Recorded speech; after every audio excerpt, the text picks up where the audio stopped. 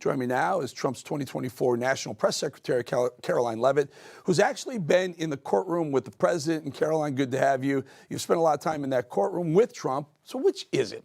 Is he sleeping, or is the enraged, caged animal that one network suggested, or the other network saying that he's a bit gassy? Give us the insider Trump, will you? Well, it's actually none of the above, Eric. And the people who are saying this are doing it to get sensationalist headlines. And they're the same reporters that tell us that Joe Biden is not too mentally, cognitively declined to be the president of the United States, when all Americans can clearly see that is the truth. What we've seen inside of that courtroom is President Trump remaining defiant in the face of this witch hunt. And you laid it out perfectly. From a Democrat prosecutor here in New York, and Alvin Bragg, overseen by a Democrat partisan judge who donated money to Joe Biden's campaign, with a very unfair and biased jury, which is exactly why they're taking this case in a Democrat jurisdiction like Manhattan. They knew that it would be in favor of Joe Biden, and it certainly is. And that's exactly why they're bringing this case forward. But President Trump remains defiant. He's very focused, and his legal team is focused on exposing the truth about this case. We wanted to talk to you about the ins and outs inside that courtroom. What are the jurors like? Is there any visual connection between Trump and the jurors, and how's the judge acting? Give us a sense of what's going on inside, because we can't be inside.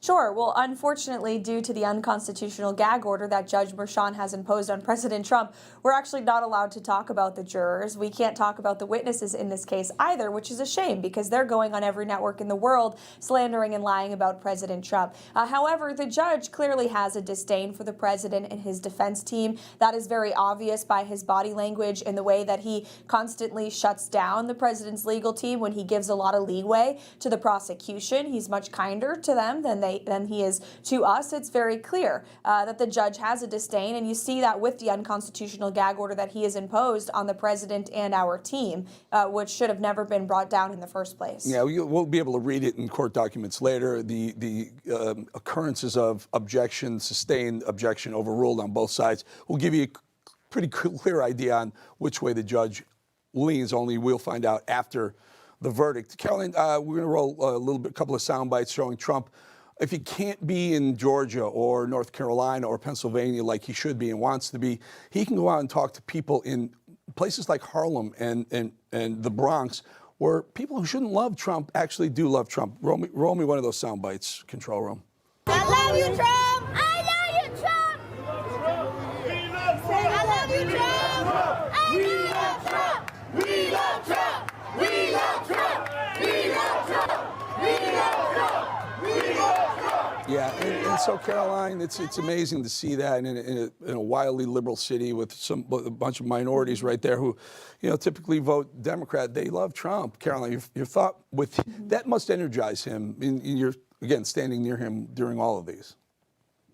It does. It energizes him. It energizes our entire team. And not only were those great people chanting, "We love Trump," they were also chanting "lying Bragg," because they know their district attorney is a liar, he is corrupt, and he's abusing their taxpayer dollars to go after President Trump, the former president who made New York safer and to put more money back in those people's pocketbooks. And that's why they love him. They want him in office for another 4 years to do it again. So while the Democrats' entire strategy is to confine President Trump to that disgusting courtroom in Manhattan, where we'll be back there bright and early tomorrow morning, President Trump will continue to hit the campaign trail here in New York and also across this country as much as possible. He has a big, beautiful plane we'll continue to use to fly across this country. And the Democrats also overplayed their hand in underestimating how much of an earned media machine President Trump truly is. Everywhere he goes, the cameras follow, he makes news, and he'll continue to speak truth.